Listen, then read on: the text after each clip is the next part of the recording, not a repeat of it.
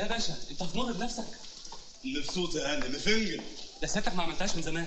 بقول لك مبسوط يا هاني وعايز اخلي كل اللي حواليا في السجن مبسوط زيي. مش عارف ازعل منهم حاجه. عايز اكافئهم يا هاني. انا فرحان كافئهم لي يا هاني. تكافئهم يا باشا، قول لي اعمل ايه وانا اعمله. صرف لهم 3 سنين سجن. يا جماعة انتوا النهاردة مش فرحتوا بس جماهير الأهلي، انتوا فرحتوا مصر كلها وشرفتوا مصر كلها. فكرة ان الأهلي يكون بطل الأفرو آسيوية ولا نص العالم ولا الثلاث قارات ايا كان المسمى ايه، دي حاجة هايلة جدا ومحدش بيعملها غير الأهلي اللي دايما بيفرحنا. الفترة الأخيرة كانت فترة صعبة علينا كلنا وكان في تذبذب في الأداء غريب، يعني هنجيله بعد شوية. بس النهاردة الأهلي بيقدم ملحمة. لا ملحمة ايه ده، سيمفونية. كان في عزف في الملعب وفي نفس الوقت هو أصلا كان بيلعب لعب سهل، يعني ما كانش فيه حزق في الموضوع أو كان فيه فزلكة. لا انت بتلعب كورتك عادي جدا. واعتقد ان احنا واللعيبة اتفاجئنا بمستوى العين. انا حاسة ان احنا كلنا كنا في الشوط الأول اللعيبة كده بتبص لبعضها، هو احنا بنلعب بسهولة ليه؟ هو احنا بنباصي وفي منطقة جزائهم كتير قوي كده ليه؟ يعني انا في الشوط الاول احنا ما شفناهمش بهجمات. قال لك رحيمي وفريق مدجج بالنجوم وبطل اسيا ولسه مدي الهلال 4 وسفيان لوحده جايب فيهم هاتريك. فقلنا ايه، الله ده احنا يعني الاهلي لسه في نسق تصاعدي وعمالين يعني الحمد لله بنتحسن في الاداء، بس احنا برضو مش مطمنين يعني. فجأة نلاقي الدنيا في السلاسة ومنتهى الهدوء. شفت يا كولر لو بتحط خطة كويسة وبتمتعنا في الملعب بنتبسط كلنا كده ازاي؟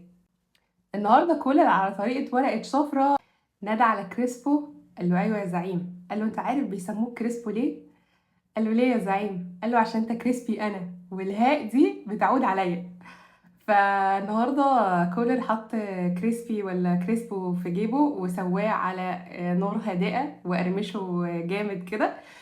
كانت مباراة تكتيكية من العيار الثقيل، وبصراحة كولر لعب جيم تكتيكي عالمي وعطل هجوم العين. احنا ما شفناش سفيان رحيمي اللي قلنا هيجي اللامركزية بقى وهيجي من اليمين وهيجي من الشمال ومن عمق الملعب ومن كل حتة. ولكن الصراحة ياسر ورامي وأكرم ما خلوناش شفنا الهجوم. يعني احنا كنا بننسى الشناوي في لقطات، رغم ان الشناوي تألق وحتى اللقطات القليلة اللي كان فيها خطورة على المرمى الشناوي زاد عن مرماه بطريقة أكتر من رائعة. فتحية للدفاع بتاع الأهلي، المنظومة كلها أصلا، لأن الضغط بيبتدي أصلا من أسام في البداية لحد آخر مدافع. كولر ما تفزلكش.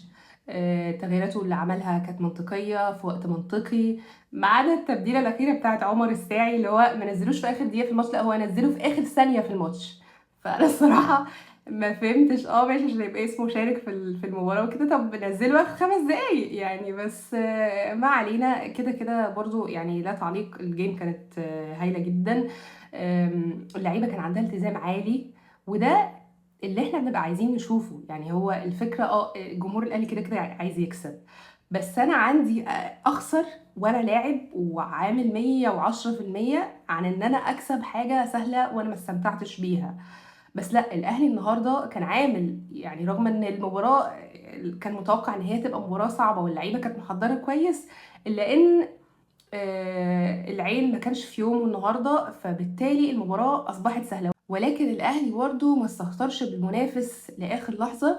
محتاجين نشتغل على الفينش بتاعنا وان احنا نحاول ما نضيعش اكتر او نسبه الاهداف المحققه تبقى اكبر. لكن بصراحة يعني ما نقدرش نلوم النهاردة أي حد من اللعيبة، يمكن الحاجات اللي جت ما كانش فيها توفيق، ولكن بنكتفي بالفوز الثلاثية النظيفة اللي هي كان ممكن تبقى رباعية وخماسية وسداسية عادي جدا.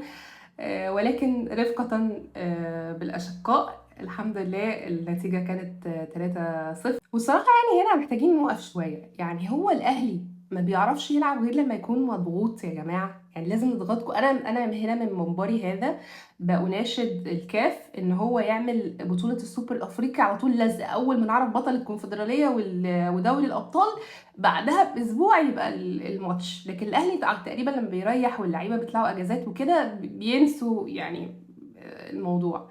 لان انا مقهوره الصراحه من الاثنين افريقيا اللي ضاعوا دول بدون وجه سبب. يعني ما تقوليش مثلا اخر موسم واللعيبه تعبان، لا احنا لسه بادئين يا معلم، وبعدين انت عملت مباريات تحضيريه وظبطت نفسك فايه بقى. فانا شايفه ان احنا لا، يعني هو الاهلي بيبدع وهو في الكرايسيس مود، يعني في ازمه حاصله وانا لازم اثبت نفسي.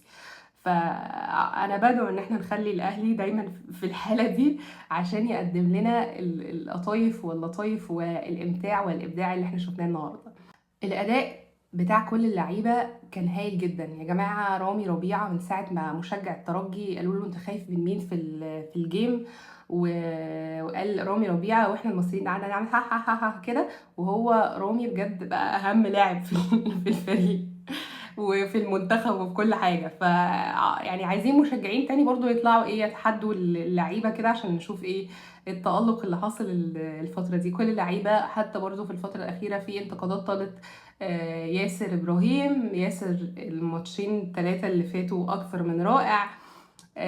وسام ابو علي طبعا حدث ولا حرج. النهارده برضو امام بيرد على كتير من منتقديه.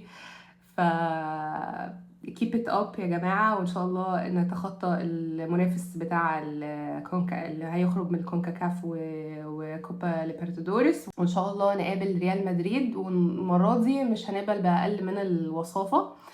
لأن احنا كأس العالم اللي فات ضيعنا برضو فضية كانت سهلة بصراحة يعني. وبالتوفيق في الدوري اللي هيبتدي قريب يعني إن شاء الله. وآخر حاجة عايزة أتكلم فيها هي الجماهير العربية الشقيقة. عايز اقول لجماهير نادي الاهلي المصري خدوا بالكم، خدوا بالكم يا الاهلي المصري، خدوا بالكم، الزعيم العيناوي جايلكم جايلكم. وده الوضع مصمخ روس داخل المستطيل الاخضر. مفيش يوم مرحميني، مفيش خالص، مفيش اخواتي مفيش. طب يا جماعة نعمل لكم ايه اكتر من كده؟ نحذركم بايه عشان تتعظوا؟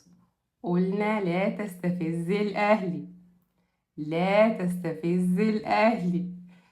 احنا جماهير الاهلي عادي لما الاهلي يتخبط احنا ايه زي الام كده، ادعي على ابني واكره اللي يقول امين. هنطلع نقول للاهلي انت وحش وانت ما لعبتش وانت بس شفتوا الملعب، هيروحوا يحضروا الماتش عادي، هيبقوا في ظهر فريقهم عادي. تمام. بس انتوا ما تستفزوش الاهلي. يعني ما حصلتش مرة ولا 2 ولا 3. عندك الزعيم الهلالاوي، الزعيم الهلال السعودي، العميد الاتحادي، الزعيم العيناوي يا جماعة. يعني احتراما للألقاب بتاعتكم عشان تبقوا بوقاركم كده، لا تستفزوا الأهلي. يعني أرجو إن دي تكون آخر مرة.